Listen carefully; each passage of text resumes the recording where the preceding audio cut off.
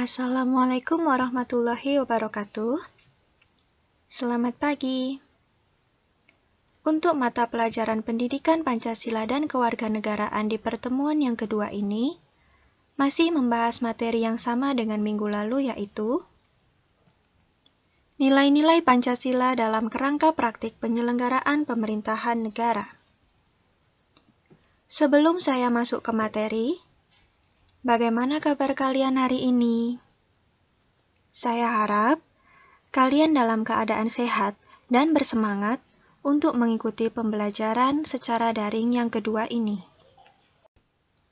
Di pertemuan yang pertama kemarin, saya sudah memberikan tugas kepada kalian untuk menyebutkan lembaga dari pembagian kekuasaan secara horizontal dan kewenangannya. Apakah di antara kalian ada yang tidak mengerjakan? Saya harap, meskipun pembelajaran dilakukan secara virtual, kalian tetap melaksanakan kewajiban sebagai peserta didik untuk belajar dan mengerjakan tugas dari kami. Sekarang, silakan dibuka catatan pekerjaan kalian. Pembagian kekuasaan secara horizontal berarti mendatar ke samping atau tingkatannya sama. Kekuasaan yang pertama adalah kekuasaan konstitutif. Lembaga yang terkait adalah Majelis Permusyawaratan Rakyat.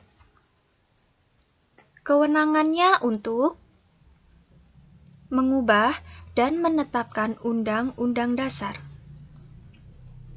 Yang kedua, kekuasaan eksekutif. Lembaganya adalah Presiden.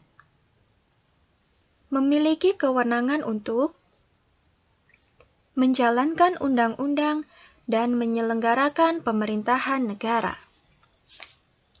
Yang ketiga adalah kekuasaan legislatif. Lembaganya yaitu Dewan Perwakilan Rakyat. Memiliki kewenangan untuk membentuk undang-undang. Yang keempat adalah kekuasaan yudikatif.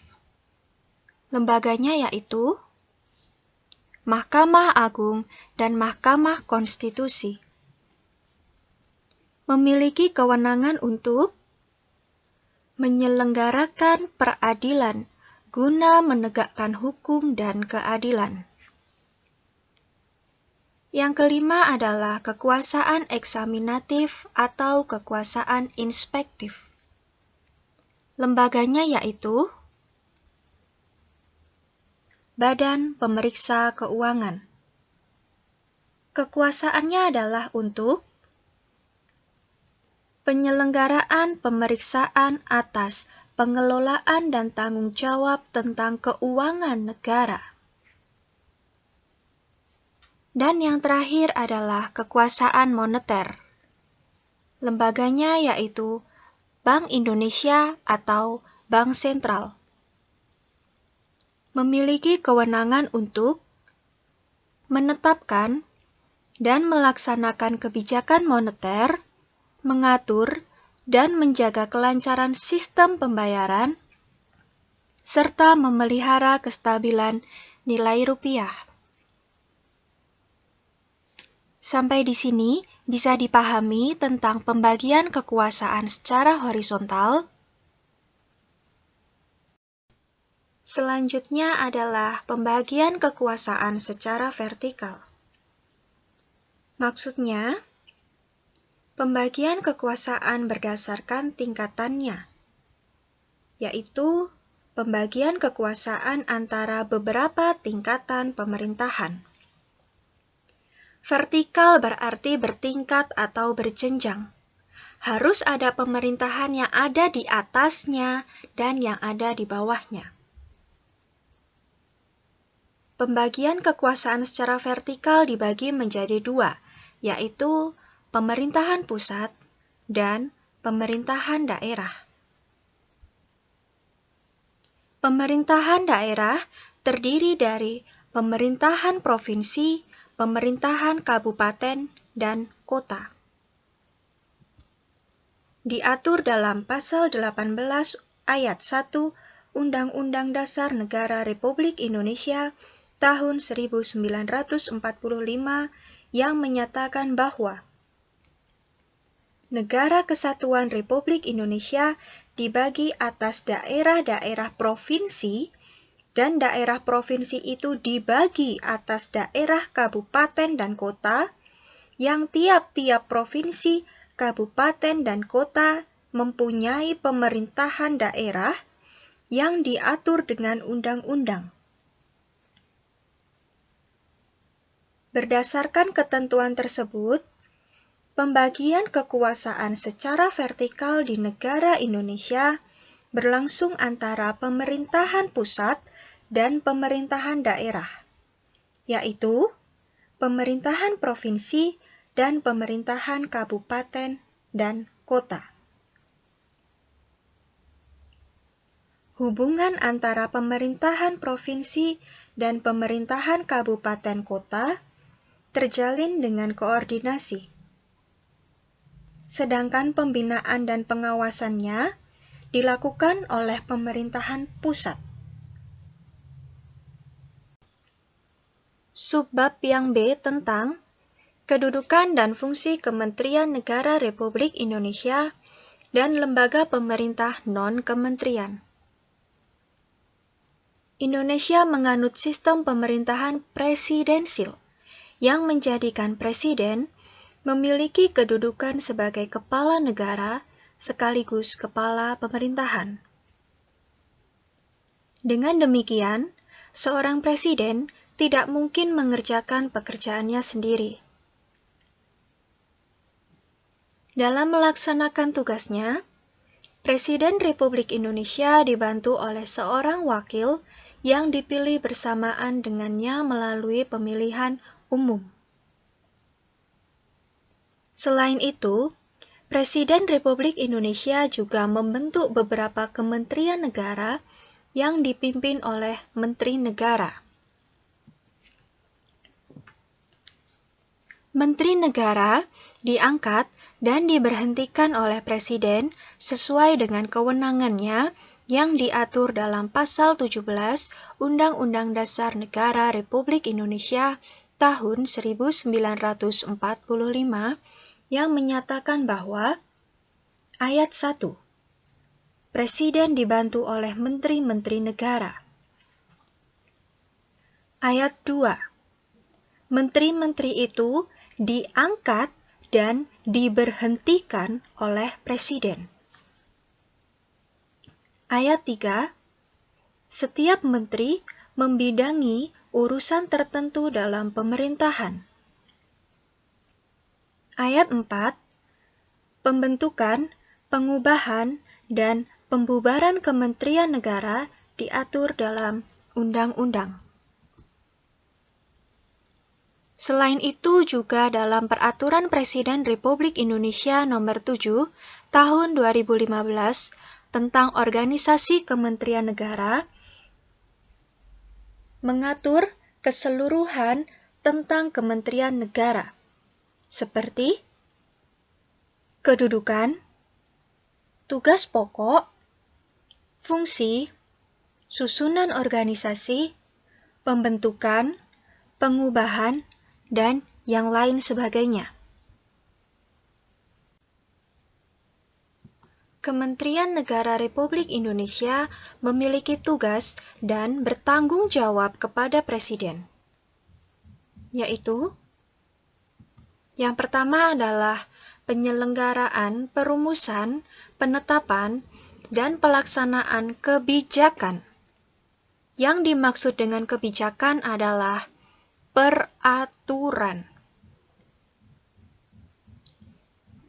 Pengelolaan barang milik kekayaan negara yang menjadi tanggung jawabnya.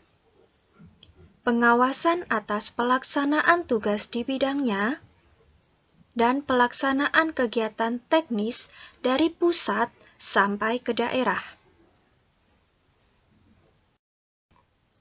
Yang kedua, perumusan, penetapan, pelaksanaan kebijakan di bidangnya, pengelolaan barang milik kekayaan negara yang menjadi tanggung jawabnya, pengawasan atas pelaksanaan tugas di bidangnya, pelaksanaan bimbingan teknis dan supervisi.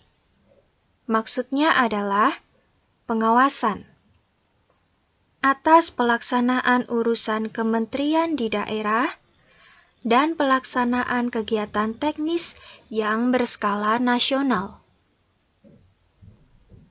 Dan yang terakhir adalah perumusan dan penetapan kebijakan di bidangnya, koordinasi. Maksudnya, kesepakatan. Dan sinkronisasi. Maksudnya, penyesuaian. Pelaksanaan kebijakan di bidangnya, pengelolaan barang milik kekayaan negara yang menjadi tanggung jawabnya, dan pengawasan atas pelaksanaan tugas di bidangnya. Jadi intinya, Kementerian Negara bertanggung jawab kepada Presiden untuk merumuskan, menetapkan, melaksanakan, dan mengawasi kegiatan yang sesuai dengan peraturan. Bisa dipahami ya? Pasal 17 ayat 3 Undang-Undang Dasar Negara Republik Indonesia tahun 1945 menyebutkan bahwa setiap menteri membidangi urusan tertentu dalam pemerintahan. Dengan kata lain, setiap kementerian negara masing-masing mempunyai tugas sendiri. Adapun urusan pemerintahan yang menjadi tanggung jawab Kementerian Negara terdiri atas: yang pertama, urusan pemerintahan yang nomenklatur kementeriannya secara tegas disebutkan dalam Undang-Undang Dasar Negara Republik Indonesia tahun 1945.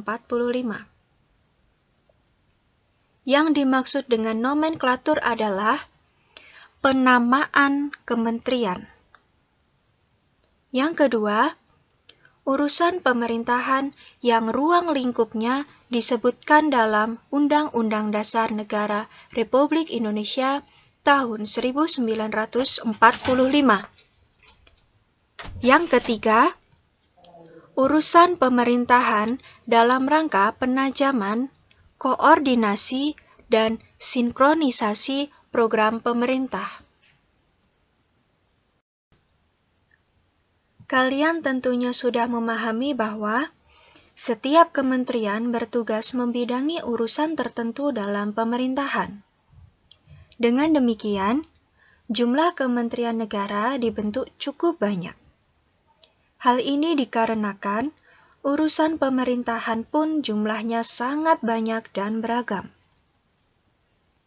Pasal 15 Undang-Undang Republik Indonesia Nomor 39 Tahun 2008 tentang Kementerian Negara secara tegas menyatakan bahwa jumlah maksimal kementerian negara yang dapat dibentuk adalah 34 kementerian negara. Berdasarkan Peraturan Presiden Republik Indonesia Nomor 7 Tahun 2015 tentang Organisasi Kementerian Negara, Kementerian Negara Republik Indonesia dapat diklasifikasikan atau dibagi berdasarkan urusan pemerintahan yang ditanganinya. Klasifikasi yang pertama adalah kementerian yang mengenangani urusan pemerintahan yang nomenklatur atau nama kementeriannya secara tegas telah disebutkan dalam Undang-Undang Dasar Negara Republik Indonesia tahun 1945 ada 3. Yang pertama, Kementerian Dalam Negeri. Yang kedua, Kementerian Luar Negeri. Dan yang terakhir, Kementerian Pertahanan. Pembagian yang kedua adalah kementerian yang mempunyai tugas penyelenggaraan urusan tertentu dalam pemerintahan untuk membantu Presiden dengan upaya pencapaian tujuan kementerian sebagai bagian dari tujuan pembangunan nasional. Ada 19 kementerian, yaitu, silahkan kalian cari sendiri.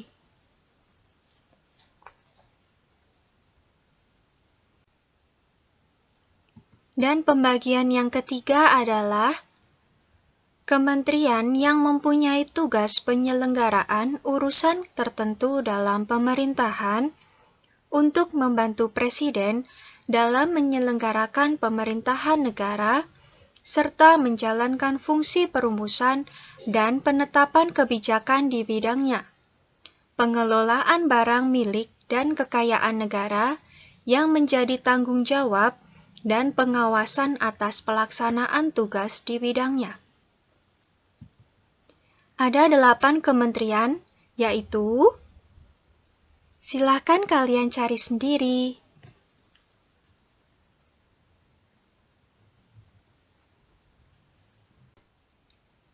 Selain kementerian yang menangani urusan pemerintahan di atas, ada juga kementerian koordinator yang bertanggung jawab dan bertugas melakukan sinkronisasi atau penyesuaian dan koordinasi atau kesepakatan urusan kementerian-kementerian yang berada di dalam lingkup tugasnya. Kementerian koordinator terdiri atas beberapa kementerian, yaitu yang pertama, Kementerian Koordinator Bidang Politik, Hukum, dan Keamanan bertanggung jawab atas urusan Kementerian Dalam Negeri, Kementerian Hukum dan HAM, Kementerian Luar Negeri, Kementerian Pertahanan, Kementerian Komunikasi dan Informatika, Kementerian Pendayagunaan Aparatur Negara dan Reformasi Birokrasi. Yang kedua, Kementerian Koordinator Bidang Perekonomian bertanggung jawab atas urusan Kementerian Keuangan, Kementerian Ketenagakerjaan, Kementerian Perindustrian, Kementerian Perdagangan, Kementerian Pekerjaan Umum dan Perumahan Rakyat, Kementerian Pertanian, Kementerian Lingkungan Hidup dan Kehutanan, Kementerian Agraria dan Tata Ruang, Kementerian Badan Usaha Milik Negara, Kementerian Koperasi dan Usaha Kecil Menengah.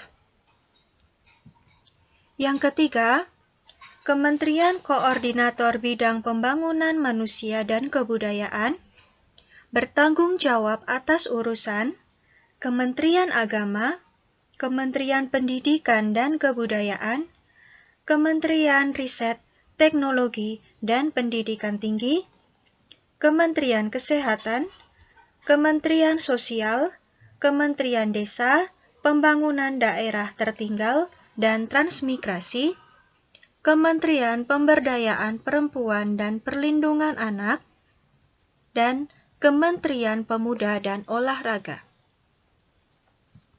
Yang keempat, Kementerian Koordinator Bidang Kemaritiman bertanggung jawab atas urusan Kementerian Energi dan Sumber Daya Mineral, Kementerian Perhubungan, Kementerian Kelautan dan Perikanan, serta Kementerian Pariwisata.